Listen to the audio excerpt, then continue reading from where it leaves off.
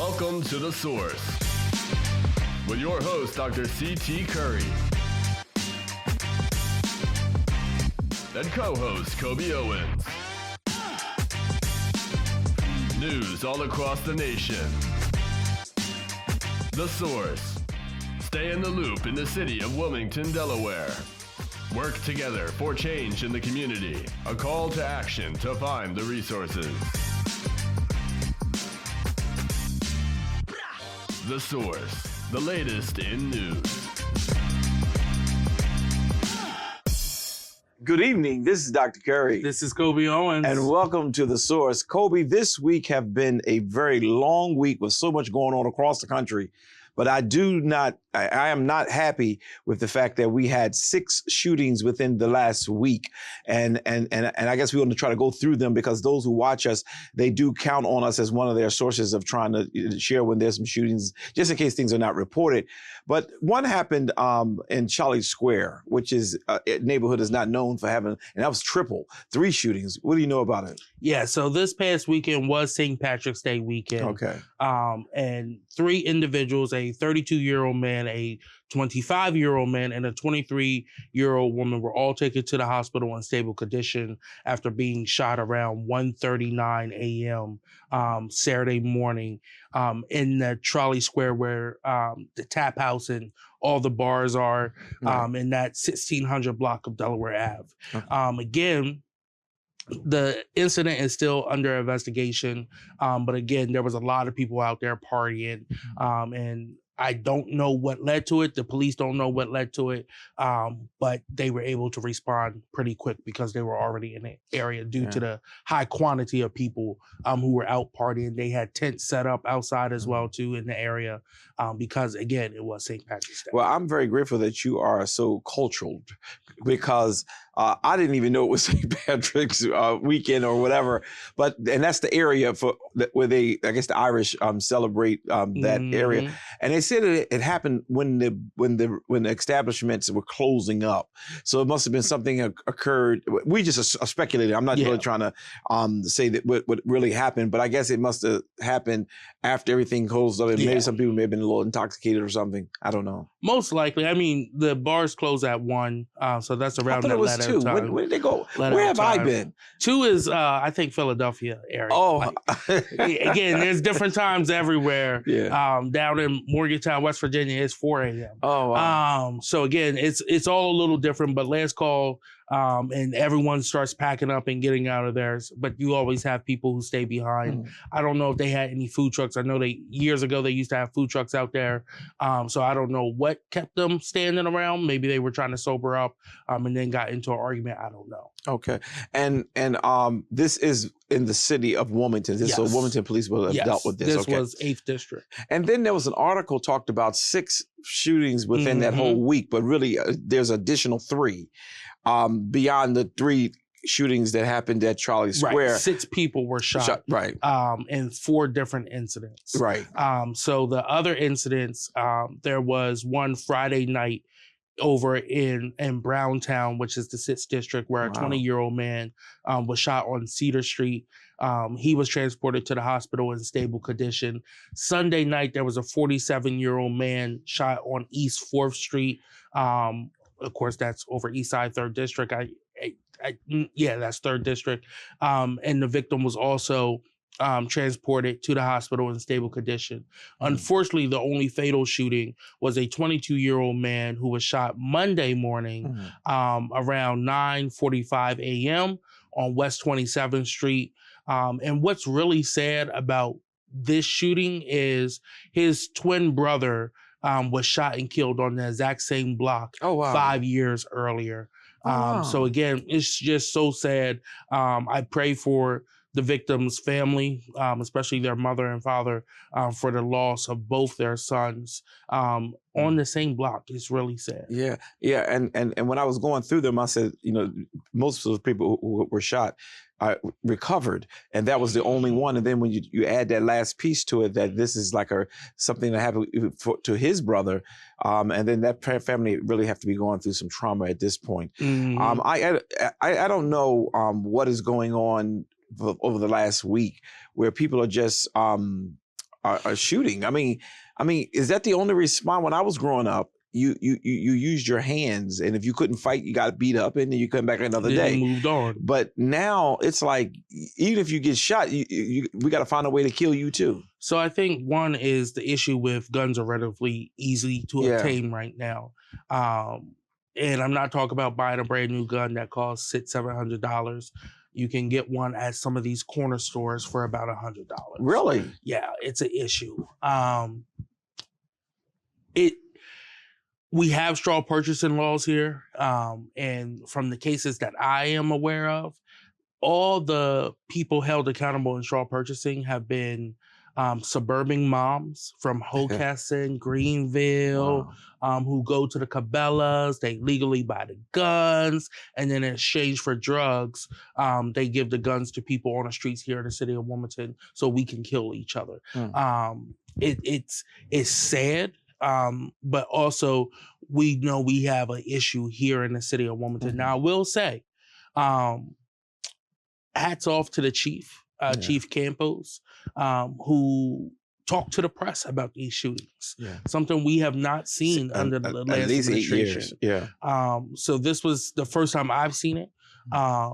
They are actively trying to be more transparent and more vocal about what's going on in the community. And I think that keeps the community safe.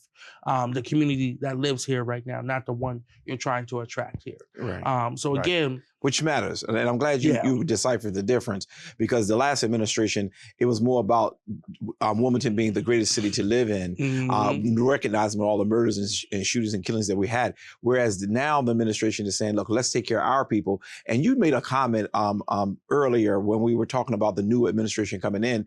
And I said, do you think it would be a carbon copy? And you said you didn't think so because you felt his temperament was different.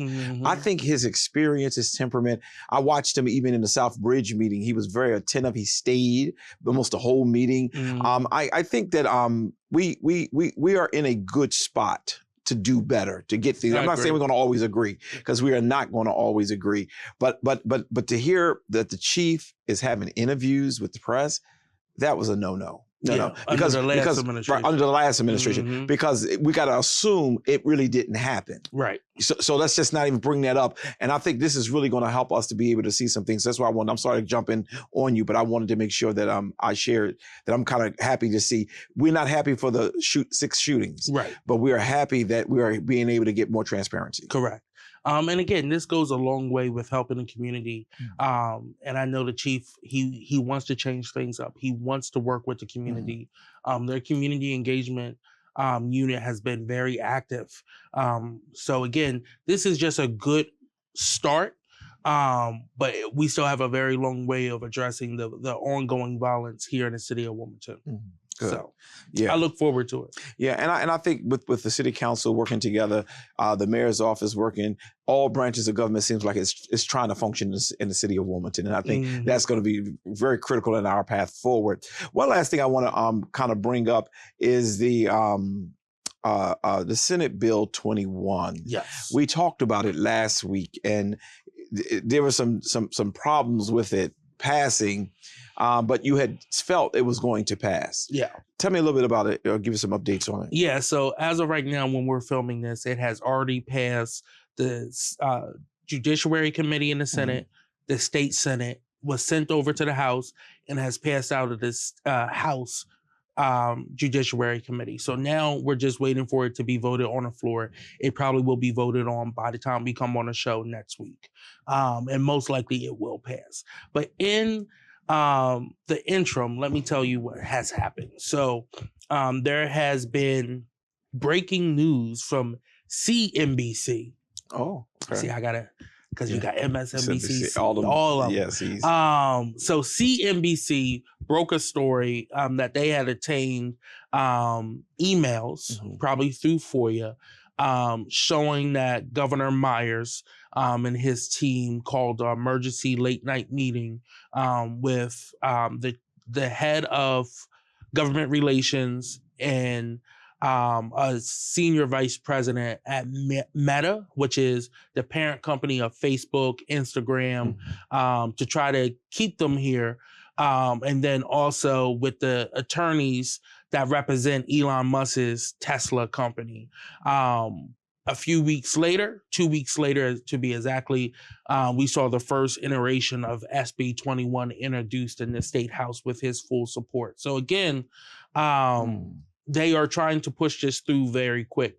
There was an amendment talked about by Representative Sophie Phillips, who said, if you are doing this not because of Tesla, not because of Elon Musk, then allow the companies to opt into this option, right? Since you're saying companies want to do this on their free will, allow the minority stakeholders to have one last say in whether or not the company wants to go this route. So far, that amendment has been shut down. I believe she's going to bring it on the House floor as well, too. So we will see what happens.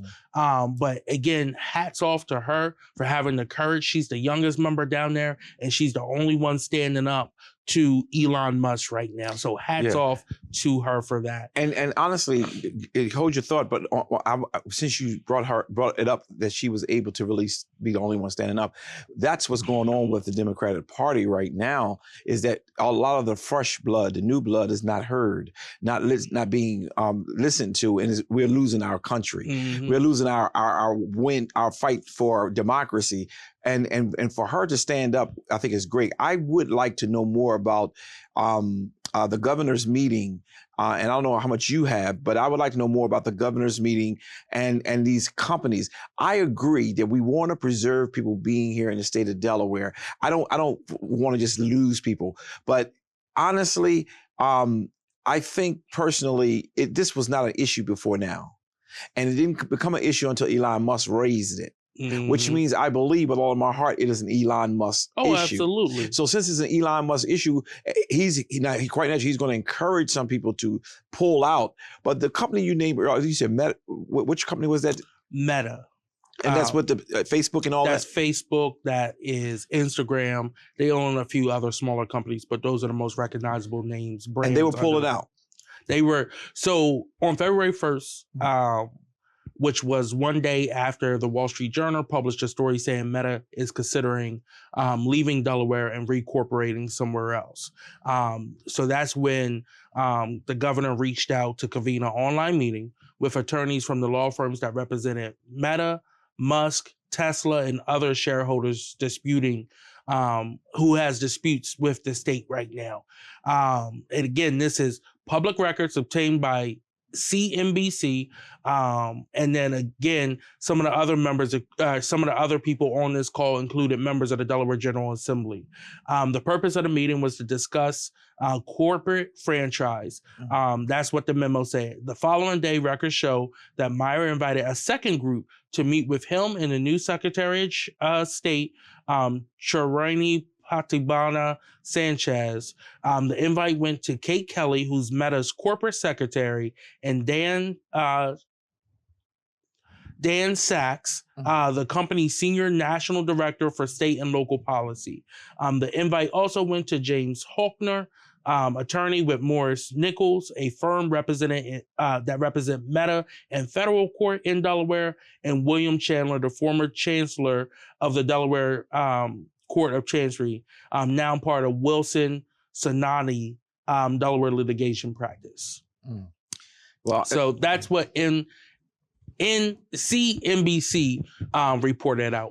Yeah, and most of the time the information is correct. It's just that I'm not fighting or upset about us wanting to keep business here. I am when we are continuously knuckling down to Elon Musk because he's the richest man in the world, they say. Our country is being sold. Yeah. And it's scary. Do you know the vote on that? While I'm talking, can you let your fingers do some fast typing? Yeah. I really want to know the vote. And I know that some of my friends voted in favor of it. I had some conversations of my displeasure with the bill. Their responses have been, well, Pastor Curry, you got to realize we got to keep business here. And I think that's how it was sold, that not only will these two or others pulled out, but it'll be so many that it can hurt our bottom line. And so therefore, as they call it, as people who are looking out for the state, I'm going to vote in favor of it. And again, sometimes we're going to agree with votes and sometimes we're going to disagree. This is one time I just disagree. So in the state Senate, it passed overwhelmingly with 20 yes votes, 0 no, 0 not voting, and 1 absent. And the only person absent was Senator Eric Butson for the 16th district. Okay. Again, so we know everybody. Right. The issue that I find, right, it has less to do with this bill. Delaware has allowed us to be too reliant on corporate franchise taxes, to the point where we are now comfortable with it being 1/3 of our revenue that, again, makes up our state budget, right? When you do something like that, they did not diversify our revenue whatsoever. So therefore, it put us in a very bad position to now have to do something like this. Why I may not support this bill, I definitely understand why Governor Myers, Senator Towson, Representative Krista are pushing this, because they are trying to save our budget to make sure that we don't have to do a sales tax or increase the income tax or whatsoever. I just think it was very bad planning. And again, Representative Krista, Governor Myers, they're still on a newer side. Brian's been there about 10 years. I would still consider that newer, seeing that most of these people were in there 20, 30 years and did nothing to protect this. This goes all the way back to the Carper years as governor. So again, we have to do better going forward to diversify our revenue and making sure that we're not as reliant on corporations to actually fund our state. Yeah, and the last thing I want to do is the people who were there any assurances or guarantees that they're not going to pull out now that we have become more friendly? No, none at all. And how it was pitched was, oh, well, Meta may still leave. Musk and Tesla are not coming back, but this will stop others from leaving. Yeah, I heard that same spiel. I think Dropbox is also the other one who's definitely leaving as well, too. Yeah, and where they're going, is it a better tax base for them, or we don't even know where they're going? It's not better for the company. It's better for the majority stakeholders and the board. Okay. So that's why they're trying to move to Texas right now. Understood. Well, all I can say is we are just being sold, and the rich folks are doing what they do, using their power. They've never been able to really do it until Trump got in there, because it was more political than it was financial. But now everything is more financial, so that's what's driving everything. I hope and trust that we will get our country back somehow. We're gonna take a quick commercial break, and we're gonna look at this because I'm itching to know about your thoughts on Schumer. And I know in the Kobe corner,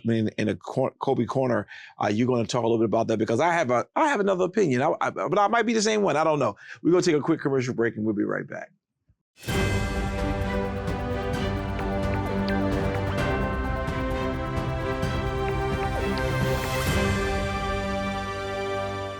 And we're back. Kobe, what's going on with the Kobe Corner? Yeah, so first off, I want to talk about this potential shutdown that we talked about last go-round.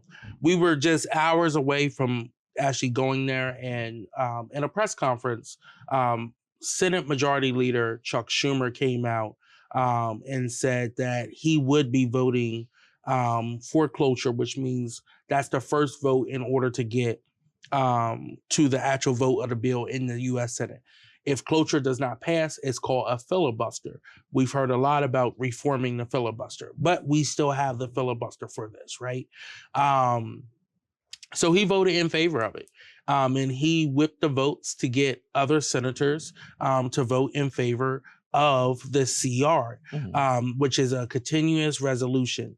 This this triggered the final vote that allowed the Republicans to pass this devastating CR that makes cuts to SNAP benefits, that make cuts to Medicaid benefits, and so many other things. Millions of people are going to be impacted. So again, this was a very harmful vote by so many. And again, I just want to put out there that the people who are trying to defend this vote, Chuck Schumer and the other ones,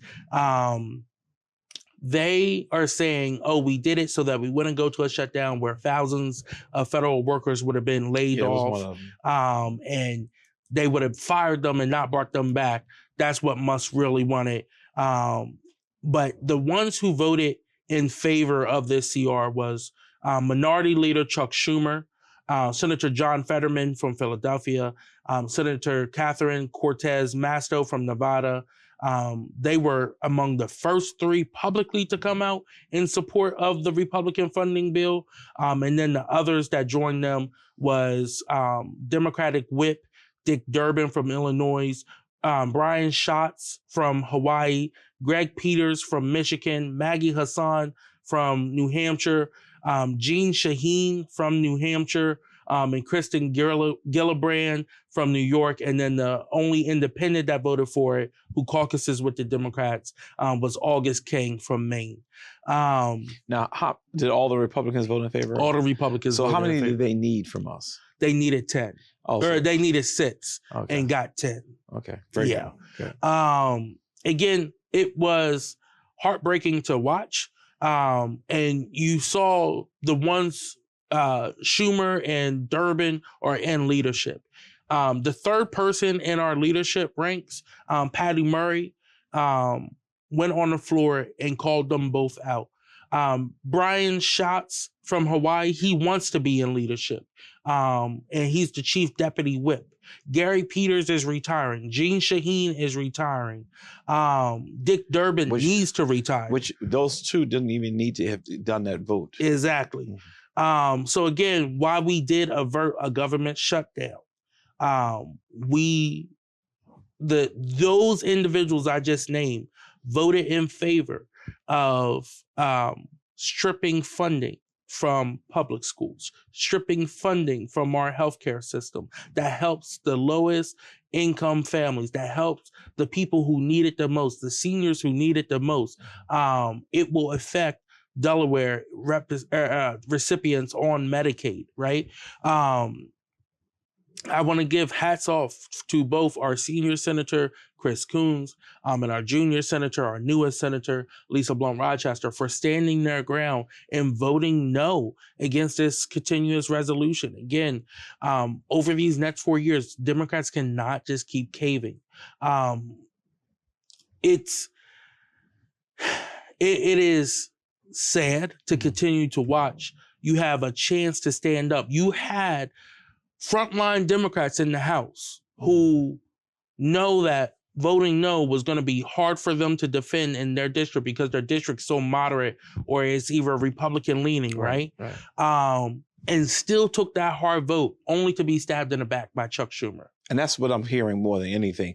And while I heard Chuck Schumer's explanation for why he voted yes, didn't want to shut the government down, didn't want to see a lot of federal workers furloughed or fired. Those things I kind of sympathize and said, you know what, okay, I can deal with it. But then as we're going on, it's like sometimes you're doing it if you do it, you're doing it if you don't. Yeah. And in this case, it was a bigger doing because when you end up keeping it open, now I had no clue. I thought there was one more part to this, and you kind of explained it to me that it's not another part to this. Help me. Well, I was under the assumption that they just voted for the general shell. Now the nuts and bolts will be put together about what will be in the budget, and then there's another vote after that. You're saying no or yes?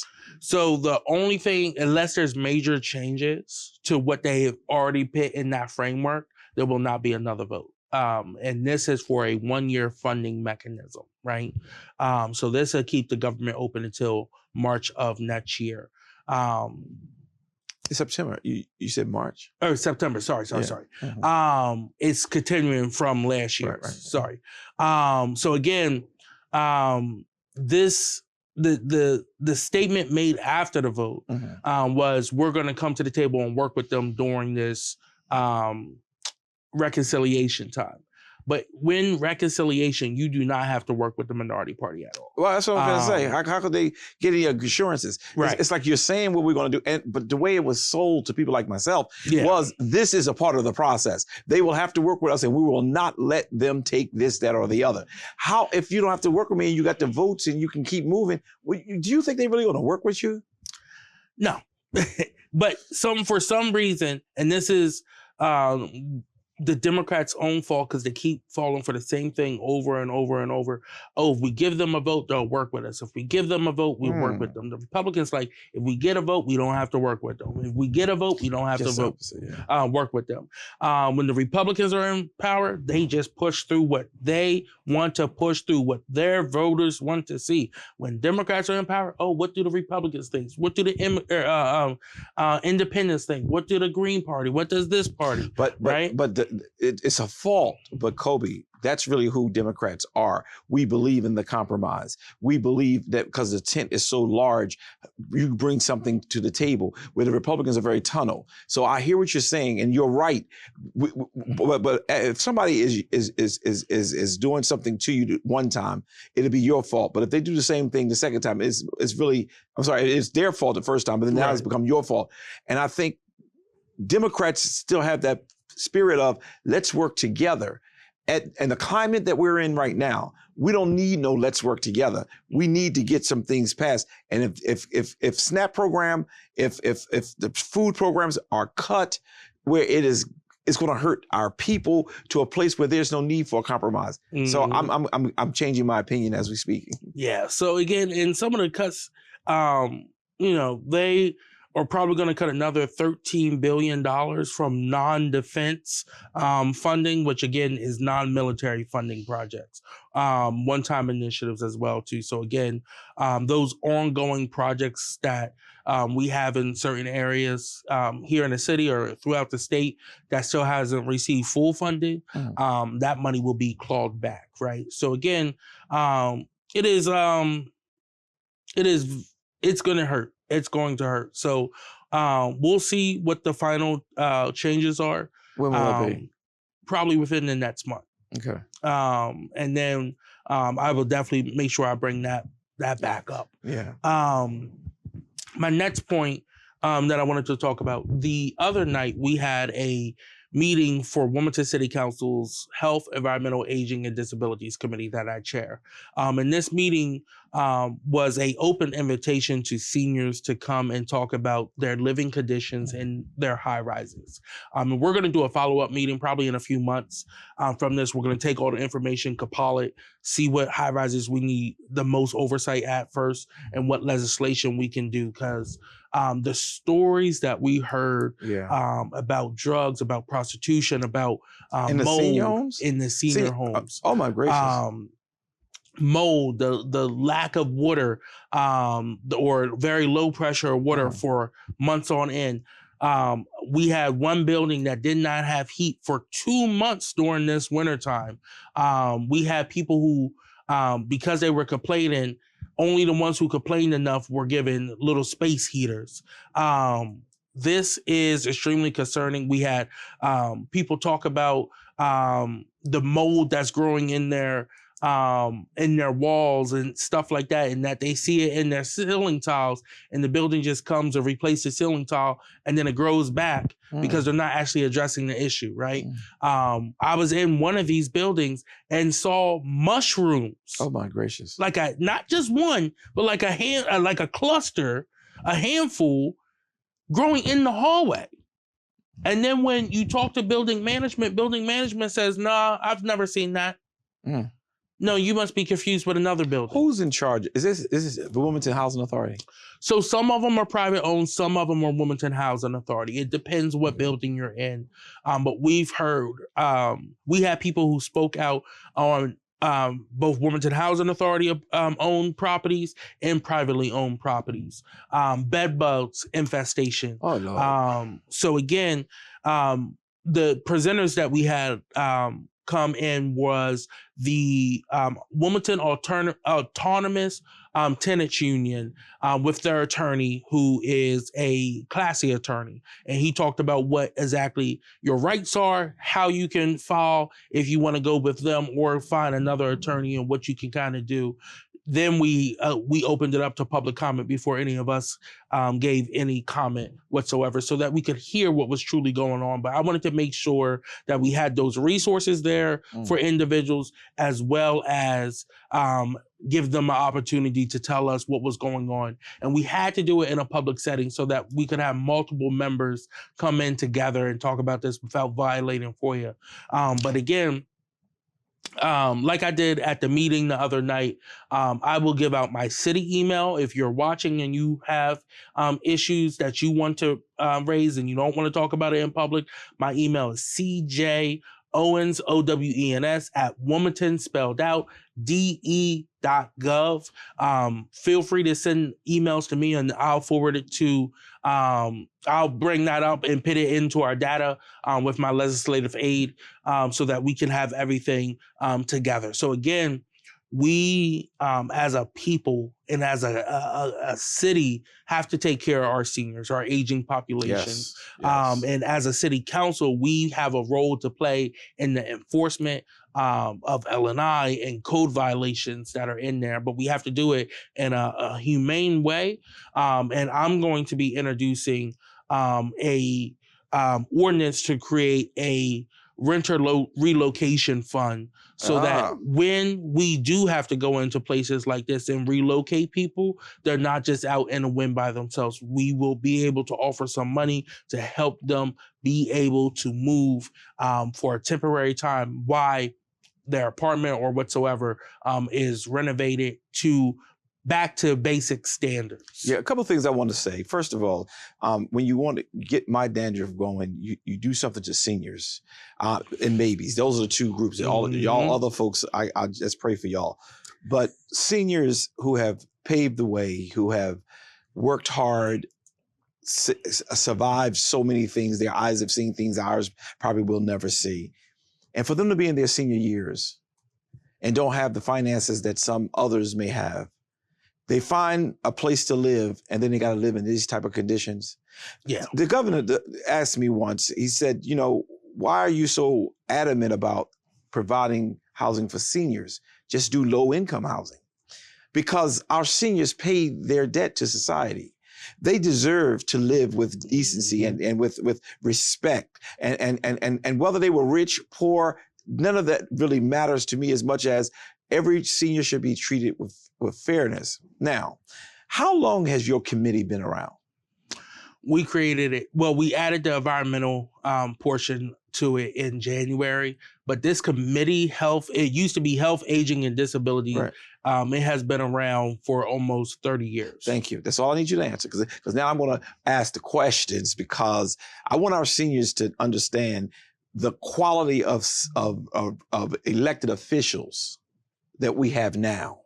And we need to seize it and take an opportunity. It's not about y'all getting y'all pockets richer, y'all getting able to get some things through zoning and things of that nature. It's really about y'all caring about the community, and you're doing it in the right way. Y'all call them, your committee called a meeting under your leadership. Mm-hmm. These people came out. I was told that you even had to say, don't give out names, don't give out addresses, don't do that, because they're frustrated, they're tired, they're angry that they have to live in conditions. What senior place can there be with prostitution? What is going on? Yeah. I mean, I'm laughing because prostitution? I know. Unacceptable. And people know, and then I'm hearing, we're not saying any names or any which buildings, that even some of the management is involved in drug selling. Mm-hmm. And they were able to they were sharing that information with you all unafraid. That's frustration. I hope, Kobe, that over the next couple of weeks we continue to talk about this, because this is something special to me. And we need to know, what's happening? Is L&I really going in there? And if they are, we do got to make sure that our seniors can be protected and not just thrown out to the street. Correct.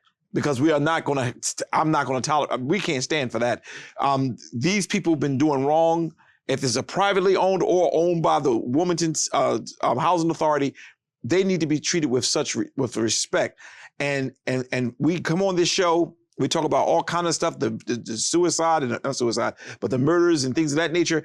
When it comes to our seniors, we need to take a moment, not be in a hurry, and address their concerns. I did not know that meeting was going on. I'm not a senior, so I guess it wouldn't affect me.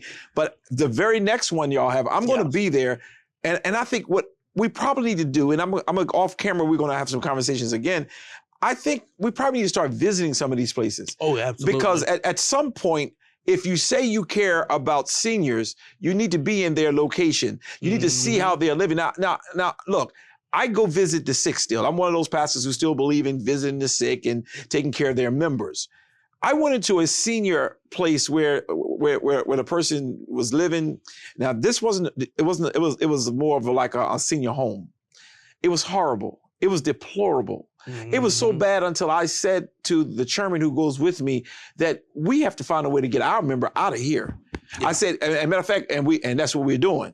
But then we went to visit another senior who was in a senior home, and it was unbelievable. It was up of Wilmington. It's still got Wilmington address, but it's not in the city, and it was immaculate, which speaks to if you have money, things work in your favor.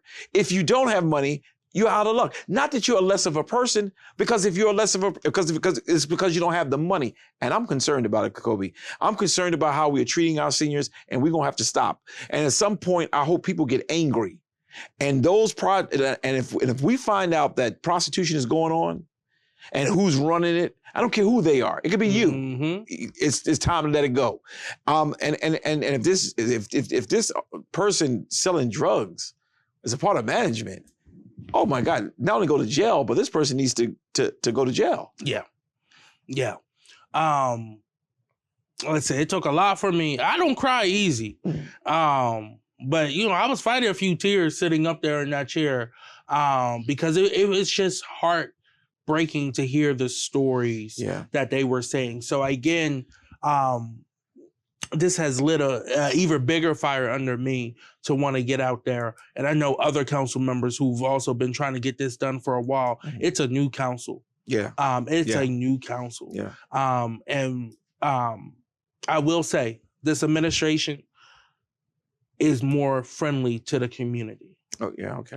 So I hope I can believe that easily, because I saw the new mayor at the South Bridge Civic Association, and he stayed the whole meeting. I'm listening to other concerns after he was grilled, and he stayed and listened. And so I hear you. So I hope that we can work together to come up with some solutions to really help the individuals who are dealing with some horrible living conditions, because at the end of the day, I truly believe housing is a human right. It is. No one should be living in conditions that are subpar. No one should be living in conditions that you wouldn't want to go live in if you were in that same situation. So again, we have some work to do here as a city, and I look forward to working with anyone who's willing to roll up their sleeves with me and get some stuff done. All right. Well, we're gonna follow up on it. And for those of you who are watching us, I want to make sure that I share with you that I'm committed. Our seniors matter, and we can't just use it as a line, a tagline.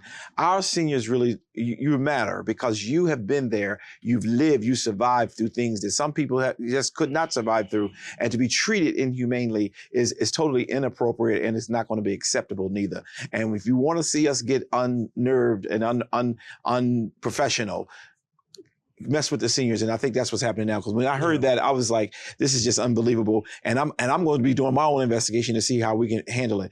Kobe, we still got time for you to go ahead and go do your last one. Yeah. So my last point is, on Thursday, the mayor gave his budget address. And again, starting in April, we will be having budget hearings on every Monday and Wednesday for the different departments.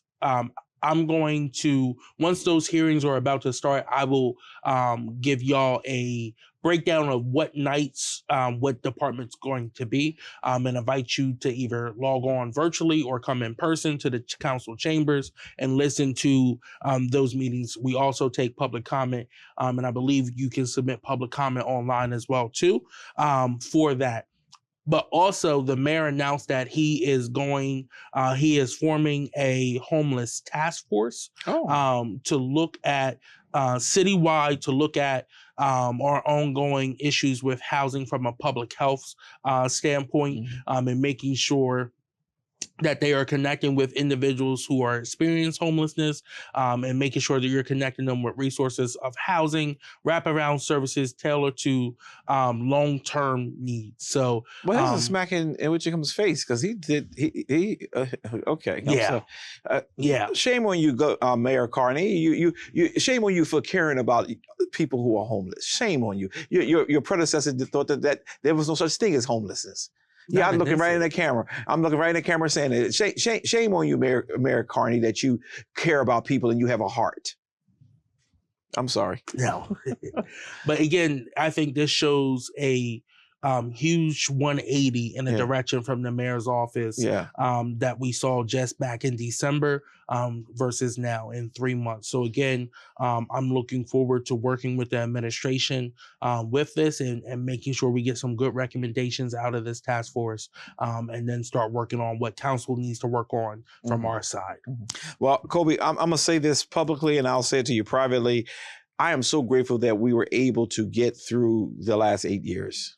It has been a tough ride, from the police to the homelessness to the not caring about the humanity of that administration. Now we are at a council who is, y'all are independent, but don't mind working with the mayor if the mayor is going to do things that's going to help the community. Right. We will not always agree. That's what it's all about. And the one or two council people who are left over, they're understanding that you got some other folks who got opinions, who are very strong and who's going to move forward. And I just hope that the negativity doesn't go in there and start separating you all. So far, it looks really good. That's why I always ask, how are you all doing with City Council? But I'm just grateful. I'm grateful. We're not where we need to be. It's a whole lot of fixing up and cleaning up got to be done. But that one step of hearing out our seniors is going to go a long way. Yeah. We're going to take a quick commercial break and we're going to come back and just talk about some politics stuff. And then we're going to call it a day. We'll be right back.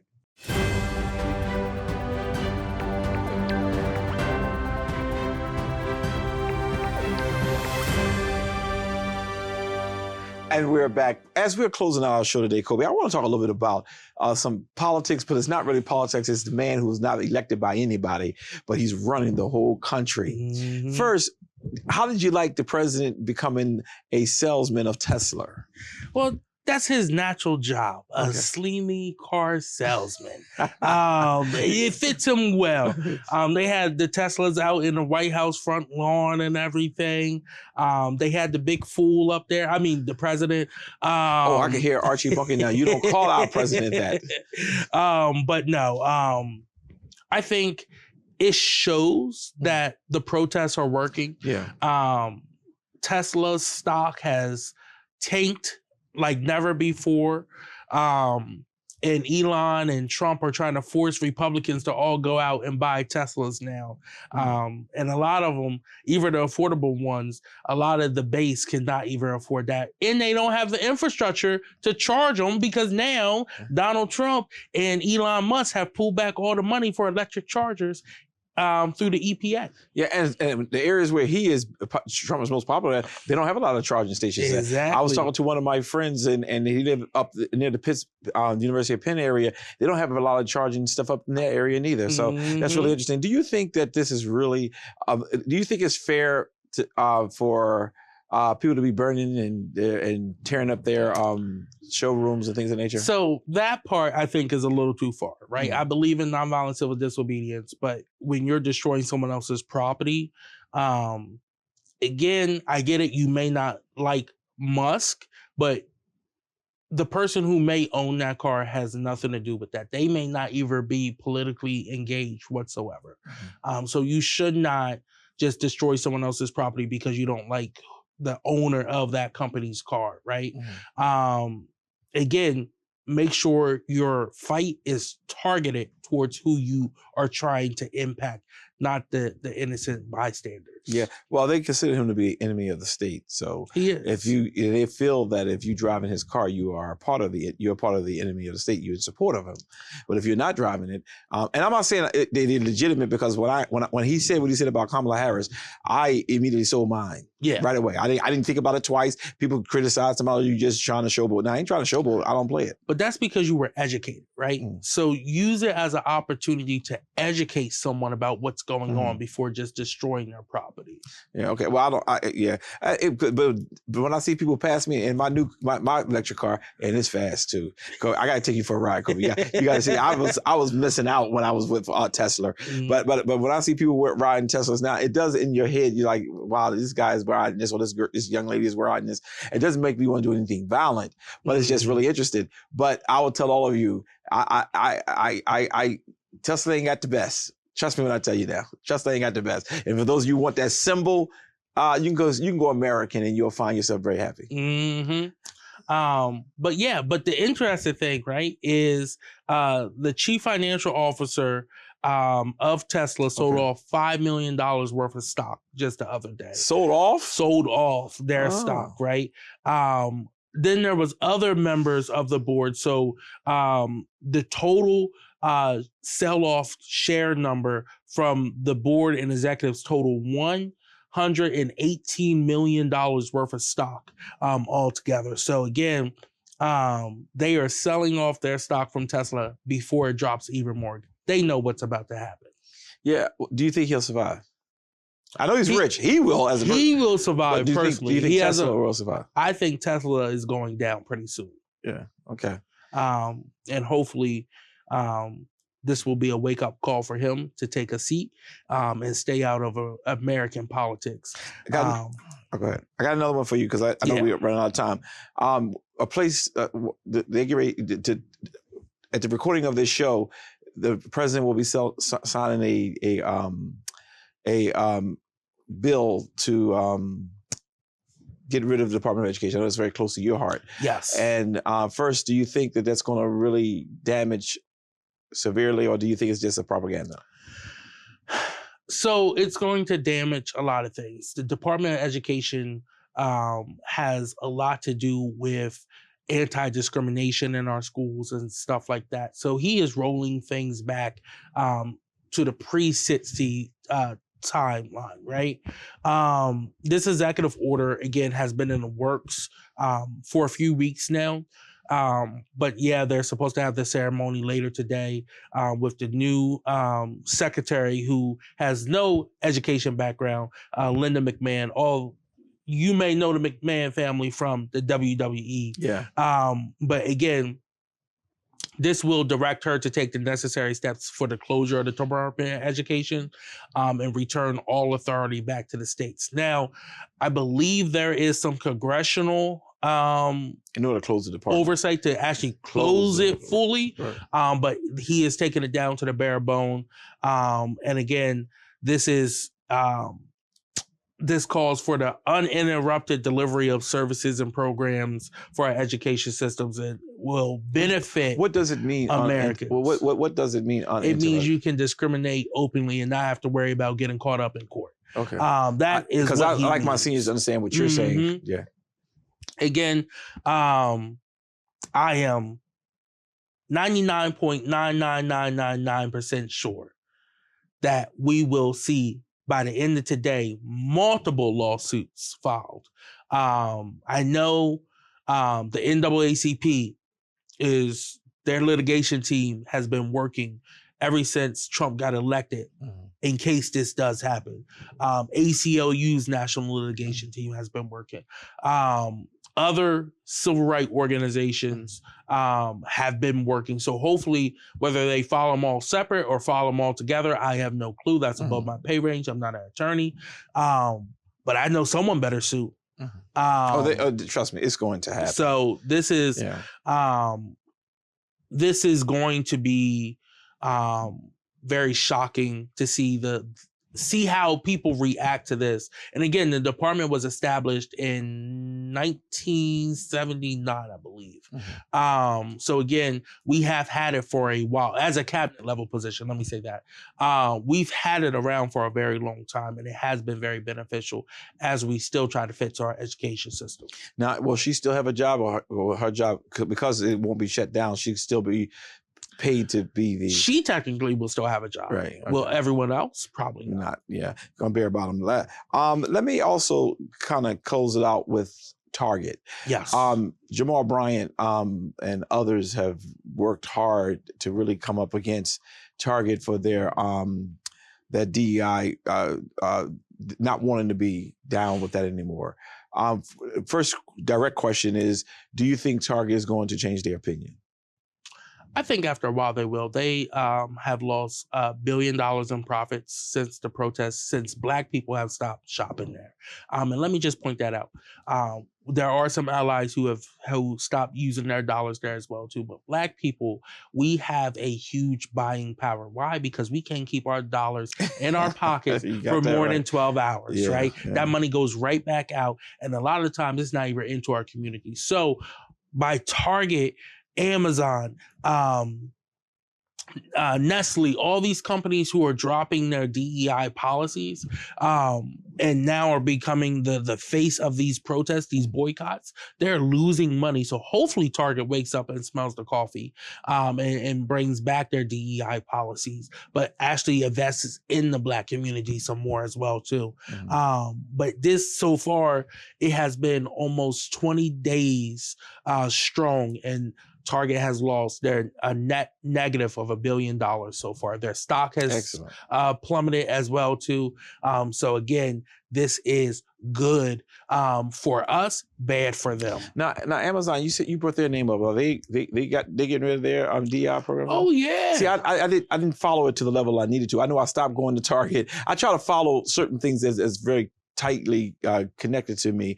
But I didn't know that Amazon certainly is about to stop all that ordering from them, because we do a lot of ordering as a church and as an organization from them. Mm-hmm. And okay, well, we're gonna deal with this. So everyone's been focusing on Elon Musk because he's been the face. Yeah. He's head of Doge and everything. But the second richest man, Jeff Bezos, also wants to make more money and wants to be a beneficiary of Trump's tax cuts and everything. So again, he's rolled back his policies there. And Amazon, again, they own all different type of companies. Well, Jeff Bezos does as well too. Blue Origin, which is the space company, and all of those as well. Wow. Well, the rich is getting richer, the poor is getting poorer, and we are just here in the middle trying to make things happen. Let me just say thank you for watching us constantly. It's a sad day, but better days are coming. Mm-hmm. We have lived through tougher times than this. As a people, we've lived through tougher times than this, but you never know what Trump is going to do next. I feel so sorry for Ukraine. I feel so sorry for we here right in America. But at the end of the day, I do believe that a better day is coming. And when the better day comes, we will be able to say we survived because of the grace of God. So, Brother Kobe, that's all I have for today. Do you have anything else on your docket for today? I do not. You do not? Okay. I do not. Well, next week we're going to see you at the same place, same time. Until then, see ya. Take care, y'all. You've been watching The Source with host Dr. C.T. Curry and co-host Kobe Owens. Tune in every Sunday at 5 p.m. Thanks for watching, and don't forget to subscribe for the latest episodes.